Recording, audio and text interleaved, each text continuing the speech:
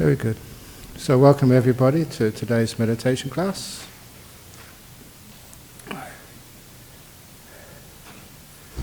And I suppose there is no beginner's class today, is there? So only because this is the 5th Saturday of the month. So any beginners here, there's no beginner's class. The Introduction to Meditation class finished its 4-week course last Saturday. The new one doesn't start till next week. So if you are here, you're welcome to join in, sit in the back. But the guidance we give here is more aimed at people who have meditated before. So if it's a beginner, well, you're welcome to give it a try, and later on we'll be meditating for 45 minutes, which is a long time for you, but I tell people who come here aiming for the beginner's class but end up in the ongoing class, that what you can do is you can sit for maybe 20 minutes. You feel it's time to open your eyes, you can open your eyes and just stretch a little bit as quietly as you can so you don't disturb others, and then you can actually, after 2 or 3 minutes, start again. I have 2 little sessions for you instead of going so long. Or you may just try the whole 45 minutes. It's not that long, 45 minutes. A movie is sometimes a couple of hours, so this is nothing, 45 minutes. Anyway, it's all just in one's perception. But during this class, we always try and mention something about the intricacies of meditation and some of the problems which we come up with in meditation. Obviously, the biggest problem is the mind which can't stay still. And if you try and make it still, the force is actually what makes it even more restless. It's something which you will find from experience, that if you keep trying to control your mind rebels, and it just won't do what it's told. It's like an independent entity. So you treat your mind not as a slave or like a dog to train, but as a friend. As a friend you get to know and understand. It was one of the teachings which I got from great meditation masters in Thailand when I was a young monk, that when there's any problems in meditation, that you don't go fighting them, that you learn from them, you understand them. And when you understand what the problems really are, you find they're just so simple to overcome. We don't fight and use force, we always use wisdom. It's called using wisdom power, not willpower. And the way we do that is things like, why do people think so much? And a lot of times it's a bit of a habit. It's just what we do because we don't know anything else to occupy our minds with. If we're not occupied with looking at some screen, we're not occupied with talking to somebody, or we're not occupied with getting to work or actually at work, if there's nothing for us to do, where we do have the opportunity to be peaceful and still, we don't take it because we really don't know what to do with peace and stillness. We are afraid of peace. Weird thing, but very true. We just don't know how to deal with it. And many people at this time of the year, they experience that. It's holiday time. They've got nothing to do. And what happens when they've got nothing to do? They get bored. You've been waiting all year for a holiday time, and as soon as you got it, what should I do? So they think, let's go shopping, let's go to the beach, let's go to the temple, let's go do something, let's go and bother somebody. Why can't we just enjoy the peace and stillness when it comes to us? Why do we always tend to destroy it? Apparently, when I last had TV sets, there was only 2 channels. And then there was always something interesting on, even though there was only 2 channels. This was in UK, BBC and ITV. And now, people tell me there's over 60 channels. I don't know. Is it more these days when you get these cable TVs? How many channels do they have? Lots. Over 100? Really? Over 100 channels. And they've got nothing to do, there's nothing on TV. Nothing on TV, 100 channels. There must be something on 100 channels. And the same, you go, you want something to eat, you go to the refrigerator, and you open the door and things fall out. And you say, nothing to eat. Nothing to eat, nothing on the TV, nothing to do. And you can see there's something wrong there. There is plenty there, but this wanting, this having to do something, having to strive, the ability, or rather the inability, just to do nothing and enjoy doing nothing and not feel guilty about doing nothing. So because of that, I gave this little simile many years ago. I think I wrote this in my first book. It's about a person who is on holiday or has a free afternoon, and they decided to just go and do nothing, have a nice peaceful afternoon. So what do? They get a nice chair and they put the chair out in the garden with a radio for the cricket or for the music and a few magazines there. That is not relaxing. That is actually doing stuff, having to read and use your poor brain. So I say that is not what I mean by relaxing, enjoying your afternoon. Don't take any music, don't take your iPad, don't take your favourite songs, your playlist, don't take anything out there, no magazines, not even Ajahn Brahm's talks. Just leave everything there and just sit in the garden and see if you can just enjoy just the sounds of nature. The sounds of the birds, the sound of the wind rustling in the trees. But that is very difficult for people to do because they're not used to doing nothing. So what they do, they're looking there, okay, I'm not going to listen to any music, not going to read any books, I'm just going to sit here and watch the birds. And then what they start doing is thinking, yeah, you notice, that lawn really needs mowing. And a nice little grevillea would go really well in the corner over there. And I could really actually make a nice little bird bath over there to get more birds to come in. And that tree over there, that really needs pruning. I've been meaning to do that for a long time. And they're still working. They're planning. So, instead I ask people to train them. If you really want to enjoy your garden, just go to your garden, sit on a chair, and say, even though the lawn needs mowing, even though all of the leaves need raking, even though the flowers are dying, they need watering, even though, not now. Now I'm going to enjoy the garden as it is. So you change your whole fear of how things are, not trying to make them perfect before you can take a rest. This is good enough, even though there's so much work to be done. Not now. Now I can be peaceful. Do it later. You give peace more importance than work. And you're not afraid just to have the garden a mess. There are those who are control freaks, perfectionists. They will never ever be able to rest until everything is so perfect, which means that they never rest at all. They don't know rest, don't know what it's like. So the way to be able to learn, understand what's going on, is why is it we can't just leave things alone? Why do we always have to have them all done before we can relax and rest and enjoy this moment? Our ideas of perfection, it's what sort of has been habitually conditioned into you when you were young. No, you can't watch the TV until you've got all your homework done. No, you must finish washing the dishes before you can put your feet up and relax. No, you must have all the house so tidy and locked up before you can go to the temple for the afternoon. No, there's so many things you have to do. First, we prioritize what other people have taught us to do, rather than prioritize what we know we need to do. We need rest, we need peace. The other stuff we can do later on. So prioritize what's really important. Peace is more important than figuring out solutions to all your problems.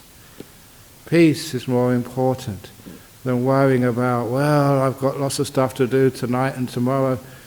What would happen if it all goes wrong? Which is the fear behind planning. And you've heard me say it before.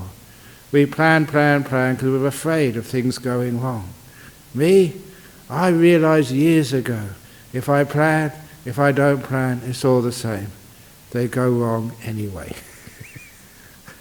And so I accept things going wrong. It's part of my life. My life is a series of mistakes where things go wrong. And I think that's amazing, that's enjoyable. That is where we have a lot of laughter in monasteries when things go wrong. That's life. That's being a human being. So you take away your fear of not being perfect. Take away your fear of other people criticizing you. Take away all that fear of forgetting stuff or things not working out. And instead, live more in the moment. You can find peace then.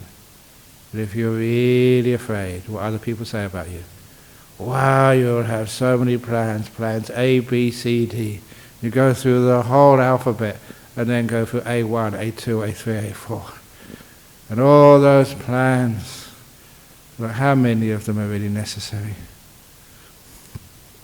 None of them are. All the plans I used to make, something occurs and all the plans are totally useless. I have to start all over again. And why did I plan like that for? I had all my plans of my life, what I was going to do, just getting all of your degrees and all the money and all of that, and then I became a monk. What a waste of time all that was. So instead, and then I had all my plans about how I was going to just be a nice little hermit and do nothing all the time. And now look what happened to me. I never planned sitting in front of you every Saturday afternoon talking about meditation. I never planned that at all. Or like this evening. This evening, I don't know how I got myself into this. Every year I have to hold a party. Now, okay, I'm just over 65. How many 65-year-olds are holding a party this evening for New Year's Eve? Not that many. So I'm supposed to be beyond parties now. When you're in your 60s, you're supposed to go to bed early. Me, I've got to stay up all night because of you guys. But how did I get into this? I sometimes think it certainly was not planned. So much of life is never planned. So all those plans are a total waste of time. So instead, you just make peace. Don't really worry what other people think of you. Be free of other people's judgments. Be free of them. And then you don't need to think so much. So much of fear, so much of thinking comes from fear. And fear of what? Of ego, of self, my reputation, what other people say about me, think about me. So see if you can let go of something of that. A little bit of non-self, anatta. Don't really care. Well, they can say whatever they like about me. And then you find you don't need to plan so much. You'll be more in the moment, more peaceful, more happy, more free. Fear is what causes the thinking. So you can be fearless and be peaceful instead. So this is how we use wisdom instead of force. Force is just, it never really gets to the heart of the matter. But when we have the wisdom, what's there to think about? Why not? Just be quiet. Because we're afraid, that's why. So just test it out a bit. Try not thinking for a minute. See what it's like. And if you do think, why? Where did that thought come from? You know that some people used to say, but I used to believe this for many years. They said, these thoughts, they just come. They come from nowhere. They come out of the blue into your mind. No, they do not. You go looking for the thoughts. You're a little bit peaceful, and subconsciously you don't like that at all. You're uncomfortable. So go looking for a thought, any thought. You've got this whole memory cache of old thoughts. Sometimes, nice thoughts, important thoughts. You try those first of all, but if they don't really grab you, then any old thought will do. You don't really care which type of thought it is, as long as it's a thought.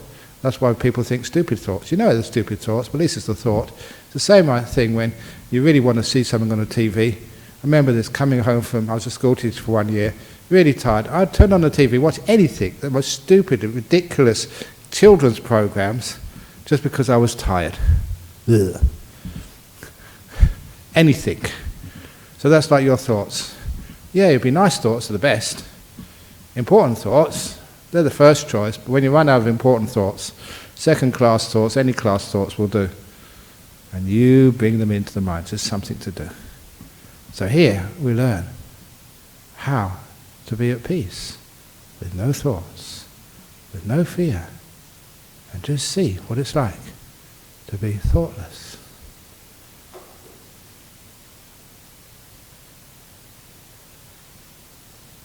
That was quite nice. I enjoyed it. I don't know about you. So, let's give it a try. So, if you like to sit down, cross your legs. And for those, again, people who are coming here expecting that there's going to be a beginner's class, today you are thrust in the deep end of meditation. This is the ongoing class. Sometimes I call it the experts class. Sometimes I call it the advanced class, the adepts class. It doesn't really matter, just whoever's here is here. So I will be guiding the first 15 minutes or so, and then I will totally let you go and be peaceful. It's up to you. And for those of you, again, who are here for the first time, apologise, it may be a bit much for you.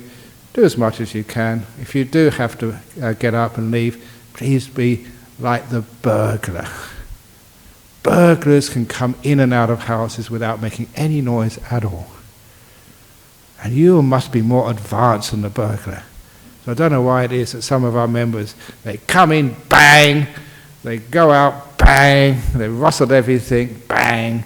So try being a burglar if you have to go out. But please don't pinch anybody's stuff. It's only half a burglar. It's just the quiet part of it, not the bad part of it. I've got to say that because sometimes people take me too literally. They say, Ajahn Brahm told me to burgle. And I get into trouble as well. So anyway, here we go. So sitting down, cross-legged, or in a chair, you see my very compassionate sidekick, my monk here today, Venerable Sunya.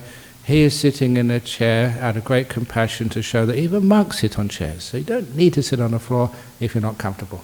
So thank you very much, Venerable Sunya, for your mega compassion. So close your eyes and become aware of your own body. Instead of being aware of the troubles of life, the politics, global warming, whatever else it is, be aware of your own body now. Come home. How are you sitting?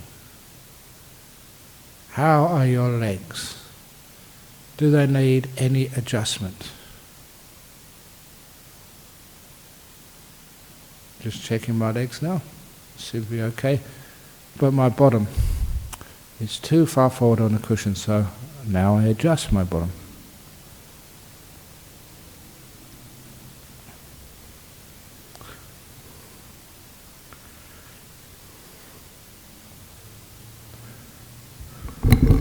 It's better.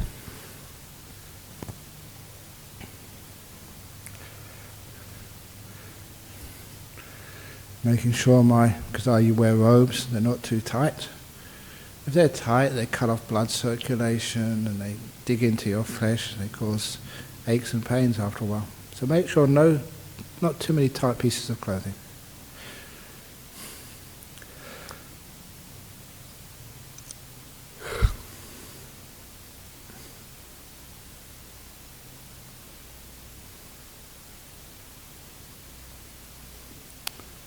And then check your back.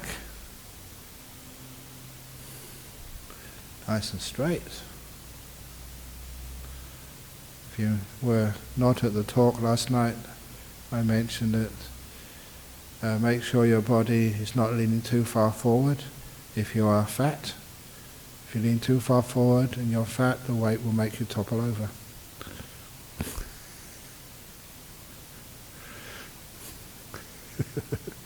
Sorry, I thought that was funny.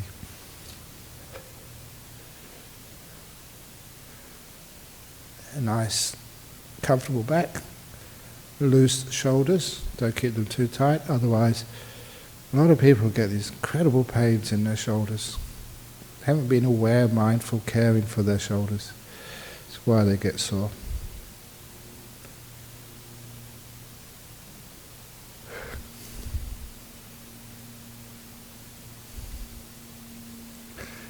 And your hands can be in your lap, or they can be on your knees, wherever your hands feel comfortable. This is not just to be meticulous in the way you hold your body. It's not just so that you don't have aches and pains in your body. It's also an important exercise, preliminary training to arouse mindfulness. Starting it out on your body, and later on we'll take it to the mind. This ability to be aware, to know clearly what's going on. And then go up to your head. How's your head? On top of the neck, nicely balanced. Muscles loose around the mouth and around the eyes. Forehead relaxed. If you find any tension anywhere, loosen it. If you don't know how to loosen the tension in your forehead, experiment. When you're aware of a part of the body, it allows you to experiment. You get feedback. A little attitude from the mind, the feeling changes. Is it for the better or for the worse? It's basic how we learn as human beings. We know, get feedback, find out if it goes in the right direction. So we learn how to relax our forehead, relax our eyes, relax our mouth.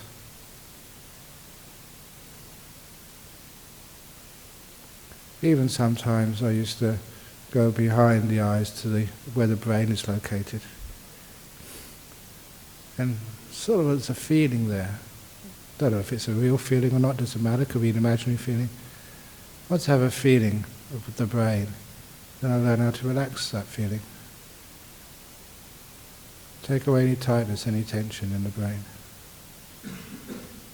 Loosen everything.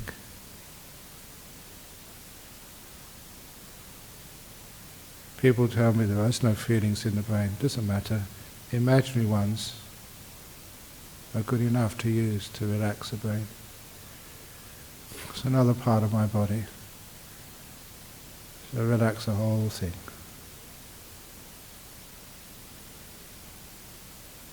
And I use the word relaxation because that's the word which people understand. They know what it means.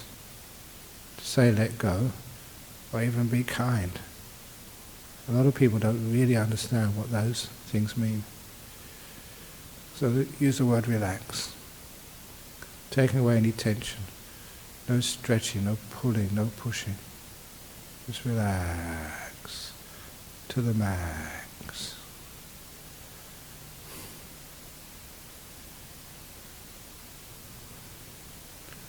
I'm still aware of my body. That's my focus. Until the body looks pretty relaxed. And then I've learned to take it much deeper into relaxation. Choose a part of your body which is a bit irritating, an ache somewhere, even a pain if it's really bad.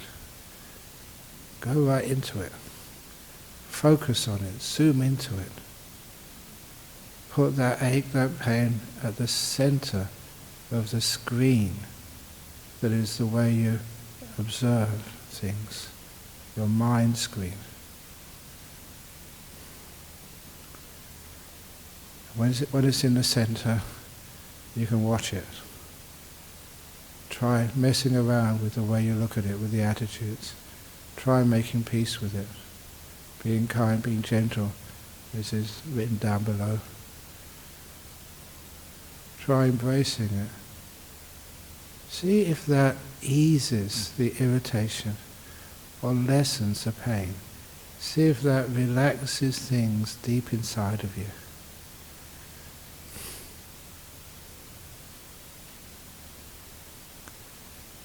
Hopefully you'll see just how much of physical pain and discomfort, irritations and sicknesses are the way we overreact.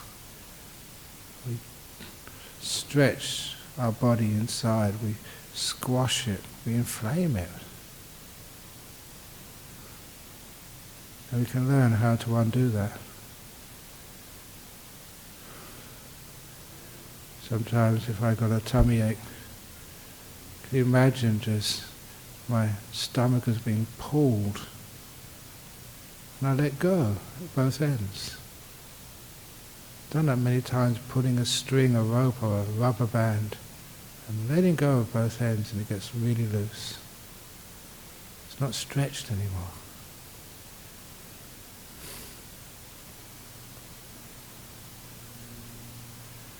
When I unstretch my body, unsquash it, take away the tension, the force, the squashing,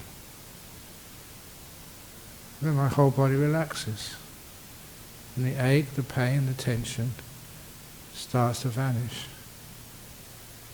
This is what I mean by the feedback, which shows that I'm going in the right direction. I just continue on. Really relaxing my body deeply, a little part at a time.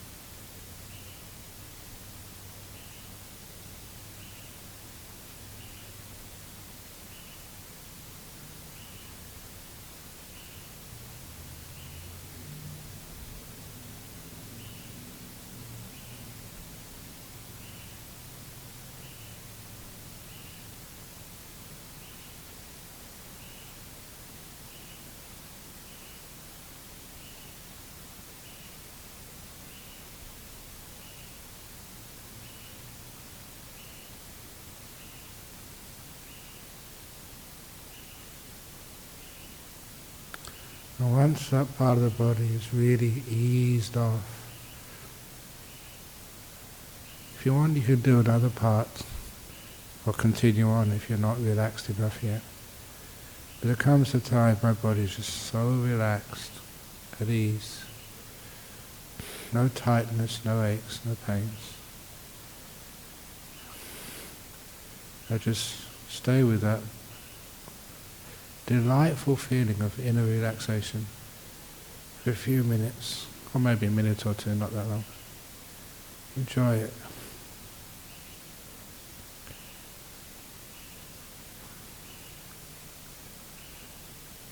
And then I move on to the mind. Body's been relaxed, at ease. It's suitable now for letting go and focusing on this inner world. The inner world where the cause and the source of the stress and the pain of life arise. And I start off with just noticing the general state of my mind, how peaceful or how agitated it is. Just ask yourself, are you peaceful, are you agitated? When you ask a question, you're pointing your awareness, your mindfulness, to what I call the peace-ometer. the indicator inside of you by which you can know how peaceful or how agitated you are. Don't judge, just know.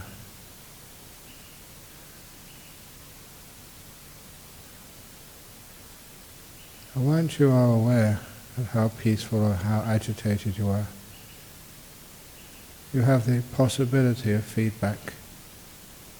Now see if you can just make peace with this moment. Be kind to whatever's here right now. Be gentle. And see if you can notice the thing we call peace increase. The peaceometer, the needle, move more and more to the end, which describes a very peaceful mind. You are learning how to train yourself to be more peaceful by watching the peaceometer.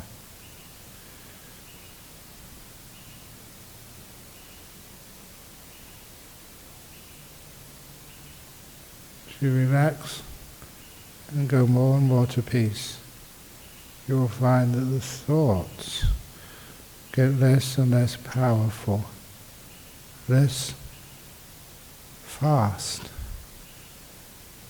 They become softer. As you move more and more towards peace.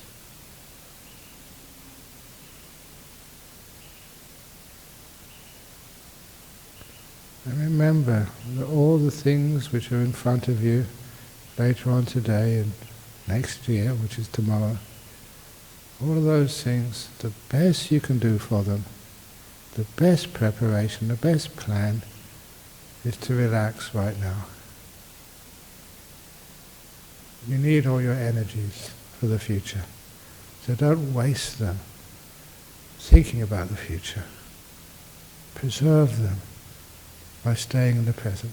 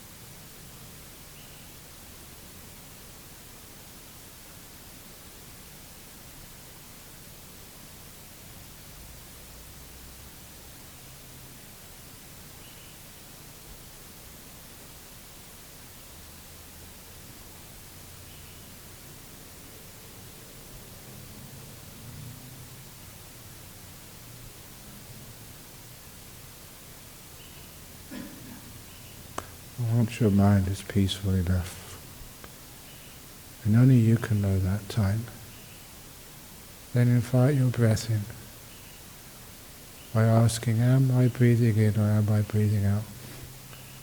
How do I know? What feeling sensation is it? You do not have to locate it in your body. Just know the breath is going in. The breath has finished going in. How do you know that? The breath is going out, finished going out. There's a sensation of feeling by which you can be mindful of the breath. So be aware of that. Put that in the center of the screen in your mind. And to make it easier to watch, to observe, to know, as you breathe in, say breathing in peace. Breathe out, let go. Do that for a while until the mind is so peaceful you don't need to say that anymore. You can just carry on watching the breathing. As it gets softer and more peaceful, it gets more delightful. See if you can get to the delightful breath. I will now be quiet.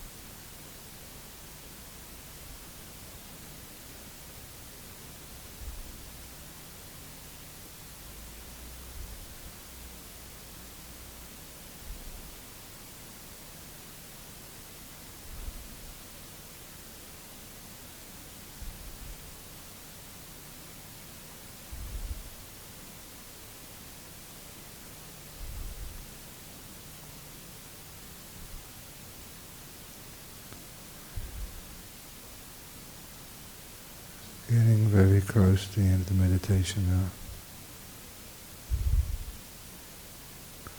How do you feel? How peaceful? How delightful is your mind? And how contented are you?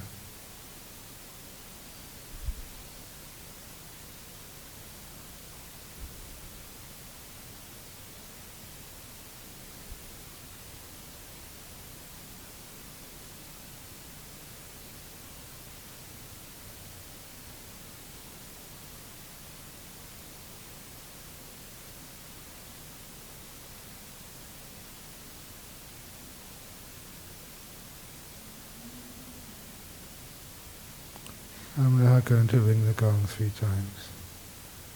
Please wait until the last ringing of the gong vanishes, till it fades away, and take that as your signal to come out from your meditation.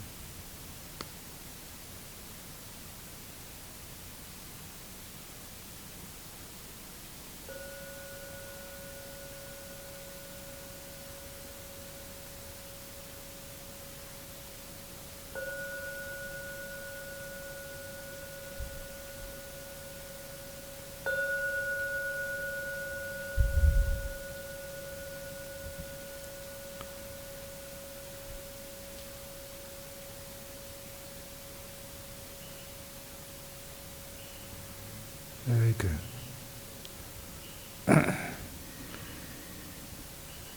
Now the last 15 minutes, as usual, the opportunity to ask any questions. Has anybody got any questions from the floor, first of all, before we go to the internet questions? Okay, is anyone on the internet? Yeah, please. Okay, let's try the internet ones then first. Because these, as you would know by now, that these talks here in the Saturday afternoon meditation is broadcast live around the world. We got from Israel, United States. So the first one from Israel: when watching the breath, almost always my attention shifts to the rise and fall of the stomach. How will my body disappear like this? That is okay, but just take the knowledge of the breathing as the most important, and not so much where it's located. And the simile of the screen, because this is somebody's watching this on the YouTube. You see this screen over here. You focus in on the screen from Israel, and after a few seconds, you won't be able to notice even my hands on either end of the screen holding it. You focus in the center of it. That is just what happens when you focus. So, yes, you are aware of the rise and fall of the stomach, but you're also aware of the knowledge of the breath going in, going out. And if you keep the knowledge, just knowing breath going in, breath going out, and the center, then how you know it is periphery, it's on the edge. After a little while, that knowledge of the body moving disappears by itself. So just keep the focus, the center, the most important thing, on just the knowledge of the breath, either going in or going out. Soon, it gets so delightful. Just watching the breath going in and going out, it becomes quite pleasant. In fact, it becomes extremely pleasant. Once you get to that stage, it's just the body just usually is very easy to disappear, because it is the joy of the breathing which is what takes over. So, yeah, your attention might shift to the rise and fall of the stomach, fine, but keep that on the edge of the screen. Don't center on it. The next question from the United States: you mentioned to be kind to the mind, to settle it when it is rambling. Does that feel like an observer watching the thoughts? Can you please go into more depth? Yeah, it is. Sometimes I call it putting space between you, the observer, and the thoughts. And that simile again is from people who watch football, sports, movies, and you can see them, because I saw these on the aircraft, and also at the, remember seeing this at the Singapore Airlines, Singapore terminal in Changi Airport, going past people watching a football match on a big screen, and them shouting. They're shouting at the referee, and it was just a crazy thing to do, because this was a match being played in England, and they were shouting in Singapore. No way they can hear you in England, no matter how loud you shout. And it was also a replay of the match anyway, it's all over. But why do people do that? Why do people get emotionally entangled in a movie or a sports match? Because what happens, the screen pulls you in. And next time you're watching a movie or a sports match, just notice just how the reason why you get excited, you start shouting, clapping, crying in a movie, in a tearjerker, that's what it was called. In those tearjerker movies, the reason why you get crying is because you get pulled into the screen. It really is psychologically like you are right there watching it happen. In the sports, you're right there at the MCG. You're like you're in the stands. That's what you think. That's what you perceive. You get pulled in. And I notice that that's exactly the same phenomena which happens with your thoughts. You get pulled in to the thoughts. You're right inside them, as if they are real. Just like the movie, it's like real. Get really excited. This really is the end of the world. Oh, you're on the edge of the seats. It's only a movie. But anyway, this is what happens when we get entangled. The observer gets entangled in the action. And just getting a bit of space is actually, again, disentangling you. The observer is over here, and what you're watching, thoughts, movies, whatever, is out there somewhere. You're not inside. You're outside. And then it's easier to be kind. Easier to just see it for what it is. It's just like the thoughts. They're not real. They are just a description of reality. They're not real. I say things like peace, kindness, stillness, enlightenment. That's not what enlightenment is. Those are just words describing something. It's not real. It's not reality, the thoughts. So when you can actually just move away from them, see them at a distance, it's easy just to let them go. So that's a nice thing to do. Put space between you, whatever you're observing, whatever you're feeling, whatever's happening, even pain in the body. For those of you who have difficulty with extreme pain, see if you can, you the observer and the pain, put space between you and those. And lastly, in the United States, how do you advise someone afraid of practicing metta meditation due to past trauma who would like to learn to open the door of the heart? Oh, that's one thing which, again, this group over here in Australia, the Australian Society of Survivors of Torture and Trauma do. And you have to first of all feel safe. Safe place, so you've got no other things to be afraid of. You've got energy, you're not sort of tired and have so many other things, on top of you. So you relax as much as you can be, safe as much as that can be. Nice when you feel this is the right time to do it. Sit in a comfortable chair or, in the on your bed or something. And then, metta meditation, you'd like to open the door of your heart, do some visualizations.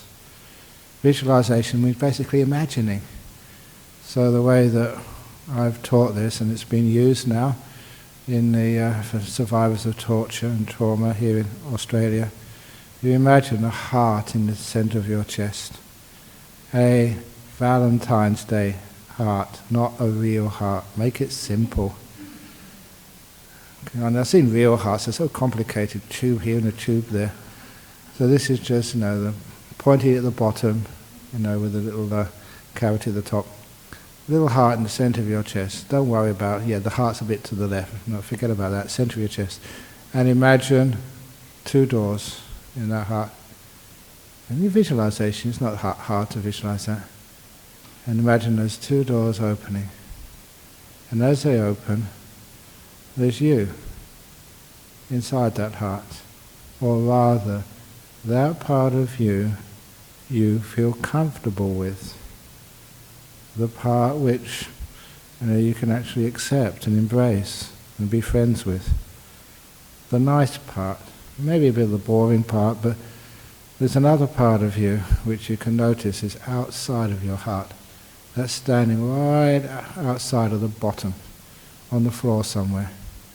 The little yous who were traumatized. The little girl who was repeatedly raped. The kid who was beaten and beaten and beaten. Those part of you which are outside of your heart. And you see them. These are part of you, maybe years ago, but that's you down there. And then you imagine a ladder coming down from the heart, from the doors, right down to the ground, like on the aircraft, the old aircraft, before they had the air bridges. And then you're at the top, there's a ladder now between you and those yous from the past who were really, really hurt. And then you invite, standing at the top, inside your heart, you invite all those people, part of you, bearing your name, you many years ago, you invite them all to come up. It's a tough thing to do. You see them all, and they all climb up, scared, trembling. You at the top, also scared. And when you get to the top, you embrace them. Embrace and cry. Invite them in. So you're whole again. Because that's your past, that's who you are. And the problem is rejecting it, trying to get rid of it. Instead, we make peace. We're kind, we're gentle with all of our past. Invite them in, rather than keep them out.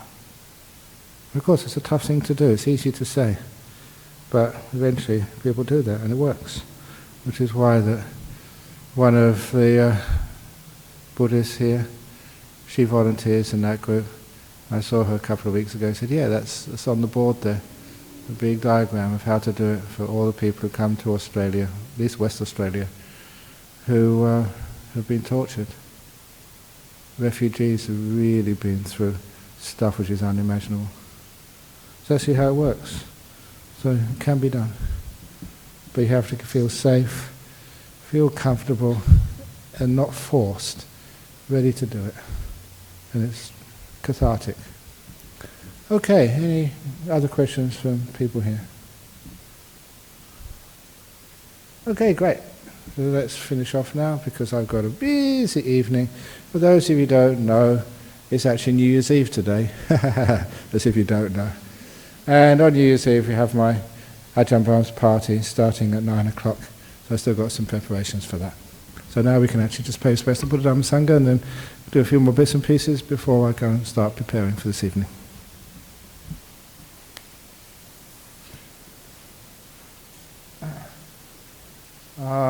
Arahang Sama Sambuddho Bhagava Buddhang Bhagavantang Abhivademi. So I don't usually chant on the Saturday, but never mind. Suakato Bhagavata Dhammo Dhammang Namasami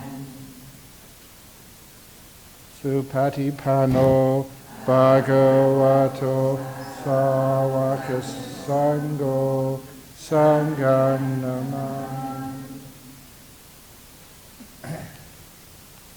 Different? Very good.